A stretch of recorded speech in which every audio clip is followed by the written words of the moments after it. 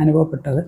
അപ്പോൾ അനാട്ടമിയിൽ ഞങ്ങൾക്ക് മനുഷ്യ ശരീരം കീറി മുറിച്ച് പഠിക്കണം.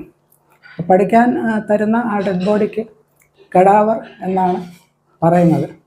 അനാട്ടമി ഡിസെക്ഷൻ ഹാളിൽ എല്ലാവരും മനുഷ്യ ശരീരം കീറി മുറിച്ച് അരിച്ച് പെറുക്കി പഠിച്ചപ്പോൾ ഞാൻ മാത്രം ആ കടാവറിനോട് സഹതപിച്ചുകൊണ്ടിരുന്നു. എൻ്റെ ചിന്തകൾ ഇങ്ങനെയായിരുന്നു: ഈ വ്യക്തി ജീവിച്ചിരുന്നപ്പോൾ ആരായിരുന്നു? അയാളുടെ മാതാപിതാക്കളും സഹോദരങ്ങളും ബന്ധുക്കളുമൊക്കെ ഇപ്പോഴും ജീവിച്ചിരിപ്പുണ്ടോ? ഇയാൾ ഇങ്ങനെ കിടക്കുന്നത് അവർക്ക് അറിയാമോ? പിന്നെ അയാൾ ജനിച്ച് വീണപ്പോഴും അയാളെ വളർത്തി വലുതാക്കിയപ്പോഴും അയാളുടെ അമ്മ കണ്ട സ്വപ്നം ഇതായിരുന്നു. ഇങ്ങനെയൊക്കെ ചിന്തിച്ച് ശാന്തായപ്പോൾ ഞാൻ കോളേജ് മാഗസിനിൽ ആ കടാവറിനെ പറ്റി ഒരു കഥ എഴുതി.